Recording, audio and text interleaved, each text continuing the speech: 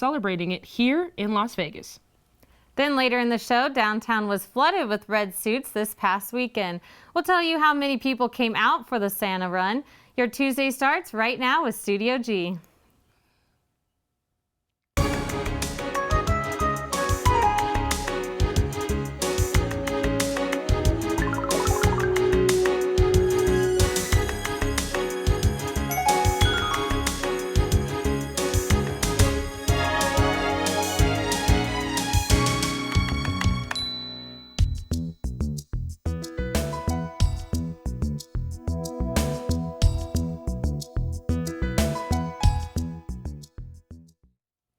Good afternoon. I'm Chelsea Bangle. And I'm Jordan Lorenzo.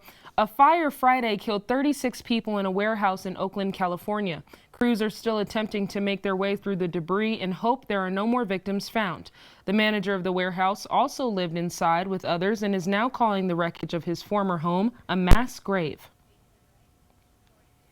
Derek Ian Almena, co-founder of the Ghost Ship Artist Collective, helped transform the two-story warehouse into a maze of rooms, furniture, and art. Speaking to the Today Show, Almena became visibly agitated when asked who should take the blame for the inferno. This is lost. This is a mass grave. Can I just say I'm sorry? I mean, what am I going to say to that? Should I be held accountable? I can barely stand here right now.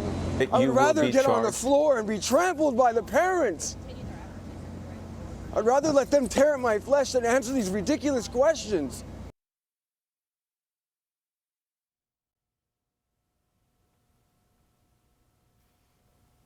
Vigils have been made in the surrounding community to recognize the lives that were lost. As victims still being identified from the wreckage, the Oakland Fire Battalion Chief Robert Lipp spoke to reporters about the current state of the warehouse search.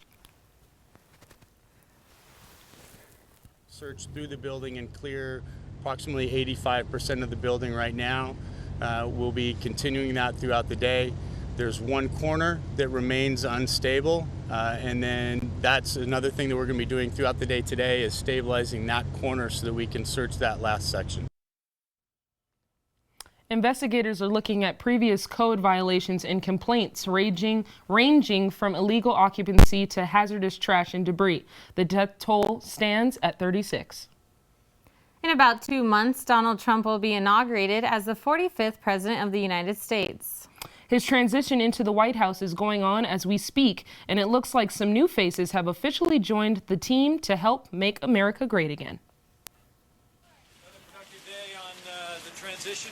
A lot of great interviews with prominent Americans. Looking forward to more announcements later this week, and the historic momentum of this transition will continue. We had decisions today that'll be made public in the days ahead. I think the American people are rightly encouraged by the decisive and energetic leadership that President-elect Trump is bringing to this transition. We're going to continue to work our hearts out to be ready to go to work on day one on January the 20th, and I'm honored to be a part of it. The Trump cabinet is almost full. Yesterday, we learned the president-elect will be bringing one of his former campaign rivals on board. Dr. Ben Carson has been selected as the Secretary of Housing and Urban Development. Another unexpected face you may be seeing on the Trump team is former Vice President Al Gore. He met with the team yesterday to discuss a possible future in the cabinet. We're very glad the former vice president came here. There's a very small group of people in this country who have been president or vice president of the United States. So obviously it would be a conversation of folks who really breathe the rarefied air at that level. Trump is also expanding his search for his Secretary of State. It's been between a few candidates, including former Utah Governor and China Ambassador Jon Huntsman, ExxonMobil CEO Rex Tillerson, and West Virginia Democratic Senator Joe Manchin.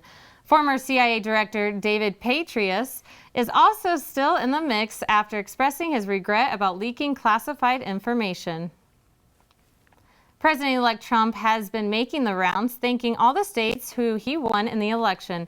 Tonight, he will be traveling to North Carolina. He will also be meeting with Tillerman to discuss the Secretary of State position. Now, the Dakota Access Pipeline has been a concern for many over the past few months. This weekend, protesters were greeted with good news, progress. Reporter Jocelyn Luna has the story. Protesters against the Dakota Access Pipeline rejoiced over the weekend as progress was made in the fight to put a stop to construction. Protests have been seen nationwide in an effort to bring awareness and to put a stop to what detrimental effects the pipeline could cause on surrounding water and disruption of sacred land of the Standing Rock Sioux tribe. It feels good. I'm really happy that I'm here to witness it and be on this land and celebrate with a lot of my elders and the youth, but I think that we also need to near the Standing Rock Sioux tribe's reservation and are looking for alternative routes for the pipeline. For protesters, the fight continues to ensure the decision stays in place with the transition of a new presidency. For Studio G, I'm Jocelyn Luna. Yet on where the rerouting will be, but for now, the Standing Rock Sioux tribe and protesters nationwide can celebrate their voices being heard. There's a lot happening in the world, and reporter Dania Ramirez is here to tell us about it. Good afternoon, I'm Dania Ramirez. This is your World News Update. Now, the Brazilian soccer team Chapecoense is named the South American Cup winner after the tragic plane crash killed nearly the whole team. With only 3 players left on the team, 19 were killed last week while they were on their way to play the final game in Colombia. 71 people died in total after the plane lost control on an electric failure. The rival team Atlético Nacional sent a letter to the South American Football Confederation to hand over the title to the Brazilian team as a gift of respect of mourning and tribute. Chapecoense will receive the prize reward of $2 million and Atlético Nacional the $1 million. And now we lose another famous leader as the famous Indian politician India Jayalalitha passed away Sunday night. The death of the 60-year-old chief minister of the southern state of Tamil Nadu has led to a mourn of 7 days where thousands of people have united to see Jayalalitha one last time. The central government in Delhi has announced that Tuesday will be a national holiday as a mark of respect for the one many considered to be a mother. Reports say she passed away due to a heart attack. Now, could full-faced veils be banned in Germany? German Chancellor Angela Merkel has said the wearing of full-faced veils should be prohibited in the country wherever it is legally possible. She stated at a party that she would support the elimination of burqas at schools, courts, and other state buildings. Many Germans do not reside with Merkel on this issue and state that the ban would violate Germany's constitution. And something else that could be banned is the Air Force Boeing. The U.S. President-elect Donald Trump has called to cancel the order of the new planes to carry the American president. Trump announces that his efforts are towards cutting government costs since the new 747 Air Force One for future presidents is costing the U.S. government more than $4 billion. After the president announced the remarks over a tweet, Boeing share fell more than 1%.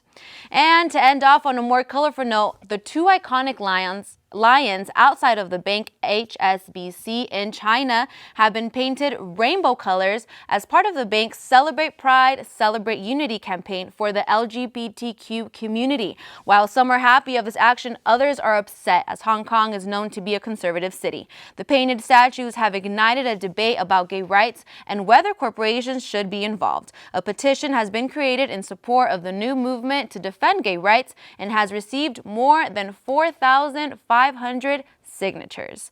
Now that's all for your world news. Stay tuned because after the break, we'll be getting right back with the latest with weather. We have a lot more for you coming up.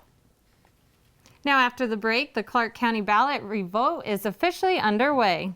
Find out which presidential candidate is dropping some major cash to make sure it gets done. Then Amber is here with your look at the weather for the week.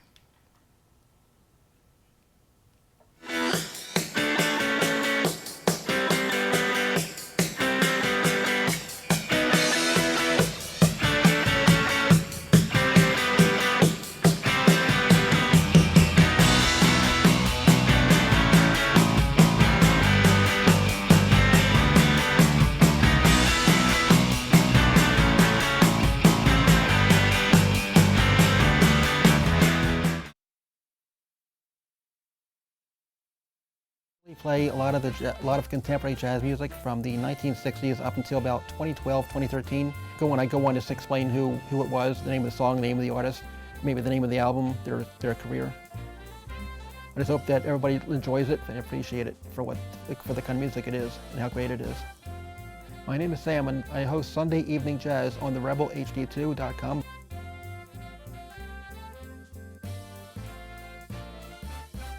My goal is to be an on-air personality, and that's what my career is.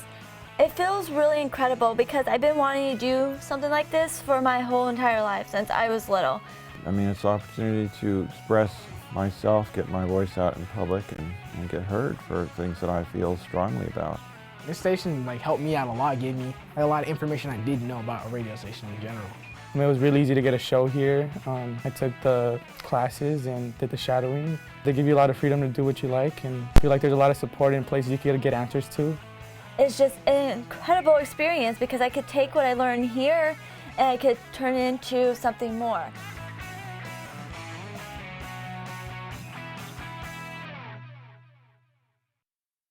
Walter from Deep Thought. My name is Bruce Gill. I'm the host of La Alternativa. Perfect Music Radio with me, Lily. My name is Sam, and I host Sunday Evening Jazz. I am Rockin' Gemini. This is Jalen Young on More Than Music Mondays. And listen to us on the Rebel HD2.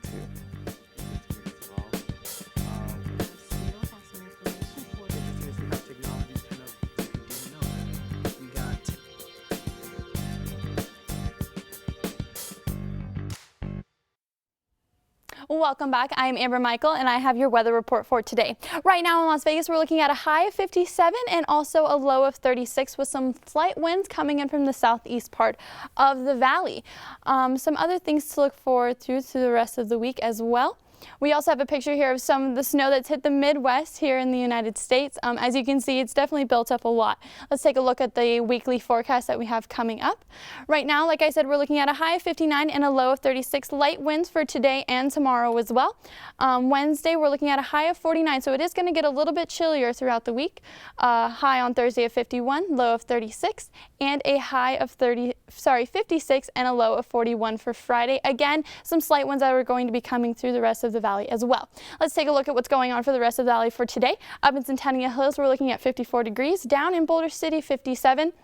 We're also looking at 57 degrees in Green Valley and also 57 in Henderson as well. Up in Nellis, we're looking at a little bit of colder weather, up in 49 degrees, and in Summerlin, 54 degrees as well. Up in Centennial Hills, like I was saying, we do have 54 degrees right now, and in Southern Highlands, 57. Now let's take a look at what's going on for the rest of the country. Up here, like I was saying, in the Midwest, we have a lot of snow and rain coming in. There's also reports of possibly a thunderstorm coming in from the southeast part of the country into Florida. We'll let you know a couple more updates as the week comes in and we get more information about that.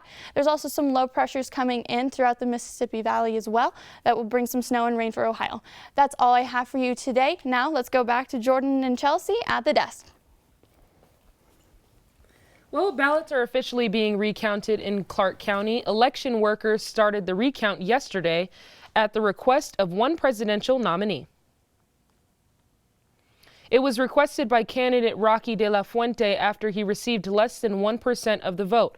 The recounts cost about $14,000, which is all being paid for by De La Fuente.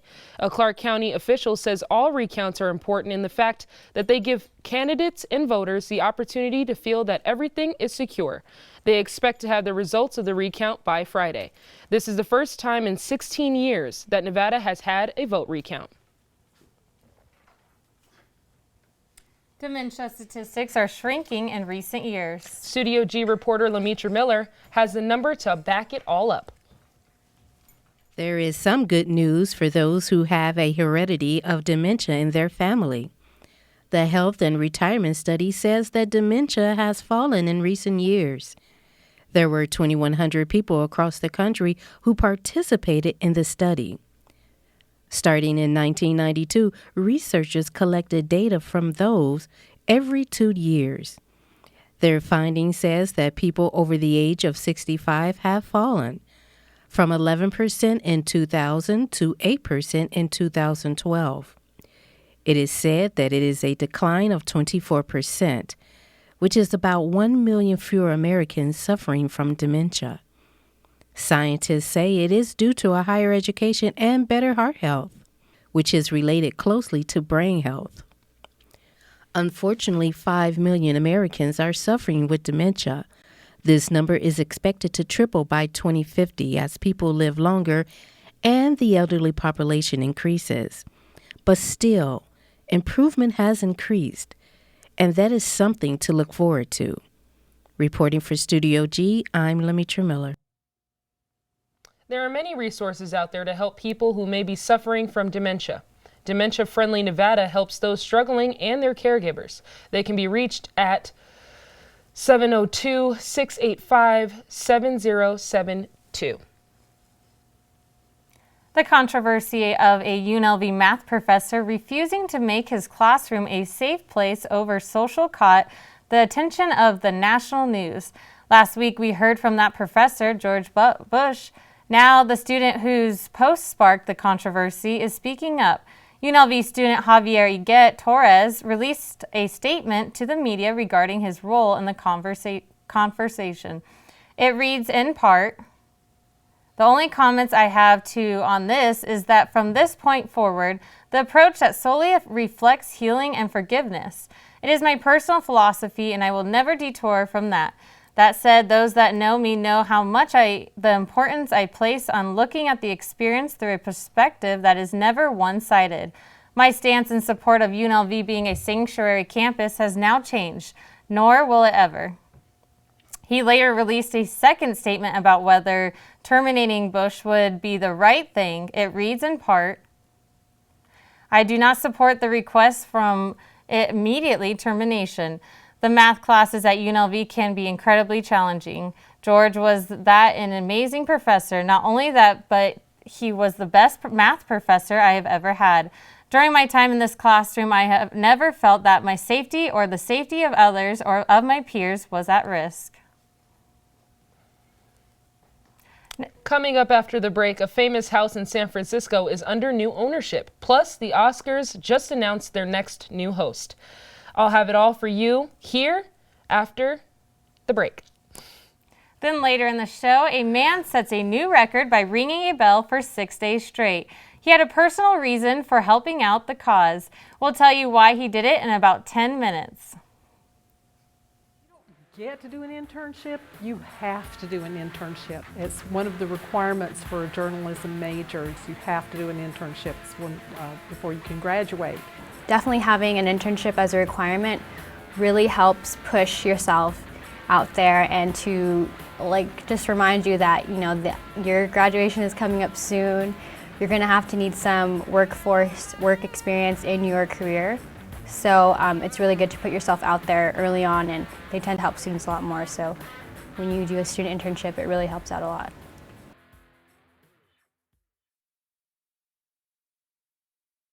The show's name is the Rebel and Revolt Show. Pretty good show about, just someone who will actually talk about UNLV the way an outsider might feel. We talk about current events, we talk about politics, try to take an offensive swing with it.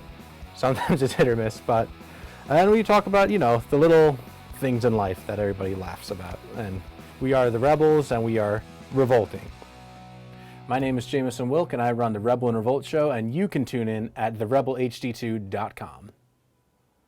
It's your boy Miles Lowe. It's your girl Scribe Cash. My name's Fabian Stefan, the Perpetual Player One. And I'm your host Brandy the Prince Madison. My name is Haley Rogers. From the Miles Lowe Midweek Show. The Scribe Cash Radio Show. You can listen to Pixel Jam. Press start to play. And this is the Takeover. Rock on Rebel. On KUNV HD2. From the rebelhd2.com.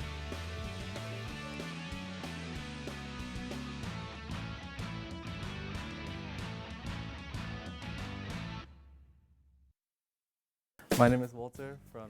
Welcome back. I'm here with your entertainment updates for the week. We start with tragic news coming out of Hollywood. Actress Margaret Whitten passed away last night at the age of 63. She was best known for portraying showgirl turned Cleveland Indians owner Rachel Phelps in the 2 Major League films. She also played in films such as The Secret of My Success with Michael J. Fox and The Man Without a Face with Mel Gibson. She was battling cancer and died peacefully at home. On a lighter note, the Oscars have just announced their hosts for 2017, and it looks like you'll be seeing late-night talk show host Jimmy Kimmel on the stage. This will be his first time hosting the Oscars. The awards show is set to air next year on February 8th. Another sports star has a new name change. Basketball Hall of Famer Shaquille O'Neal can now be known as Deputy O'Neal in the state of Georgia. Shaq was sworn in as an honorary sheriff's deputy over the weekend. The sheriff later said on Facebook that the NBA player is the tallest deputy in the history of the office. This isn't Shaq's first time in the law enforcement business. He also has an honorary rankings in California, Arizona, and Florida. One of the most iconic places in San Francisco has a new owner, and he's one of the ones who made it famous. Full House creator Jeff Franklin recently purchased the famous space, and he plans to turn it into something that will have all the show fans saying, "Have mercy." Connection with fans, they connect with this house. It's become iconic, and I understand that 500 people a day stop by here. For the second season of Fuller House, the spin-off series. And it's set to premiere on Netflix. If you're planning on binge watching DJ, Stephanie, and Kimmy, it will be back this Friday. While you can't watch Guardians of the Galaxy yet, there's still a lot of great films coming up in the world. Shapeshifter, demigod of the wind and sea, I am Hero of men. What? It's actually Maui, shapeshifter, demigod of the wind and sea, hero of men. Disney's Moana stayed at number 1 for the second weekend in a row with a $28.4 million. The film has now made just over $120 million domestically. There's nothing like visiting the magical world of Hogwarts. Fantastic Beasts and Where to Find Them contributes to conjure up ticket sales, holding on to the second place at the box office with $18.5 million. Arrival made $7.3 million and moved up 2 spots to 3rd this week. Allied was able to hold its position in 4th place for another week, bringing in $7.1 million. And last, Doctor Strange slipped out of the top 3 this week, landing in 5th place with $6.5 million. Those are all the entertainment updates I have for you. Still ahead, Santas of all shapes and sizes packed downtown for one of Las Vegas's most cherished events. We have a look at the Santa Run.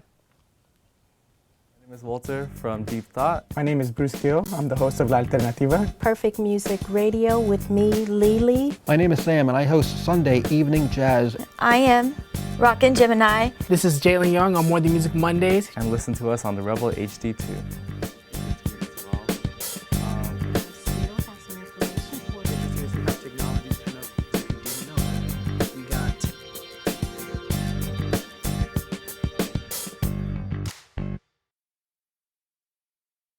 Sunday Evening Jazz.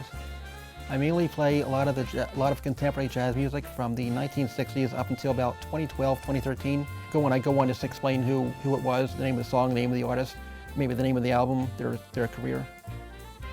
I just hope that everybody enjoys it and appreciate it for the kind of music it is and how great it is. My name is Sam, and I host Sunday Evening Jazz on the rebelhd2.com.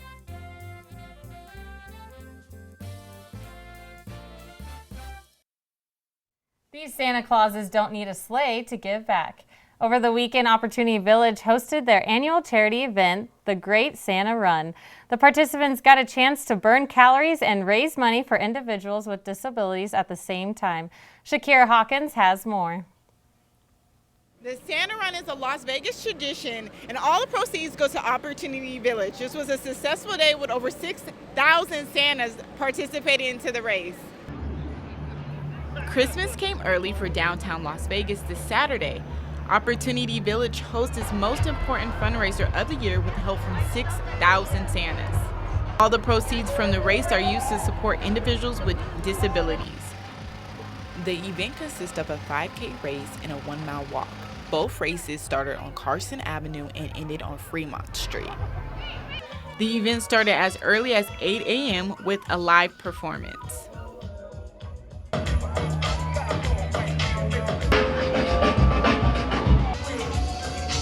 The Great Santa Run raises funds and awareness for Opportunity Village's program, which provides opportunity, enrichment, and support to more than 3,000 individuals with intellectual and related disabilities throughout the Las Vegas Valley.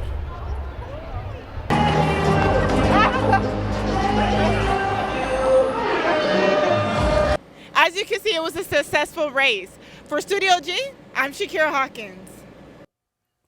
If you missed the Santa Run, you can still visit Opportunity Village's magical forest. Imagine standing in the cold and doing nothing but ringing a bell for 6 days straight. I can't. One Mississippi man took this good deed to the next level and even got it into the record books. Meet Jamie Richardson. He may look like your average Salvation Army volunteer, but this guy decided to make this hours count for something bigger. He stood outside ringing this bell for 6 days straight. He made the record books, but the fame isn't the reason he did it. Sore and cold with the wet, but it'll be fine. I am blown away. I'm so proud of Jamie. I really am. We were standing here thinking a minute ago and said, 150 hours is almost 4 working weeks in America. The Salvation Army holds a special place in Jamie's heart because they helped him out when he was homeless, which is why it was so easy for him to accept the challenge. He says that rough patch really made him appreciate everything the nonprofit does for the community. We got through it with we went to the Salvation Army. We felt like they became family to us. The emphasis all along has never been on Jamie, though. It's on Salvation Army and the work that the Army does. I can't even describe what this guy's done for the Salvation Army. Jamie says the first thing he plans on doing after his week of giving is taking a nap. Then after that, he says he's going to head down to his church. Well, wow. I don't know if I could ring a bell for 6 days straight. But it's amazing to show that the charity actually helps people and actually goes to him, and he wanted to give back what he received. Definitely, and it meant a lot to him and the people that he loved. So if you got to do it, you got to do it. Give back. It's always what it's about, right? Right. Well, thank you for tuning in to another episode of Studio G. Make sure to follow us on social media. I'm Chelsea Bangle. And I'm Jordan Lorenzo. We'll be back tomorrow with more campus, local, and international news. Have a great day.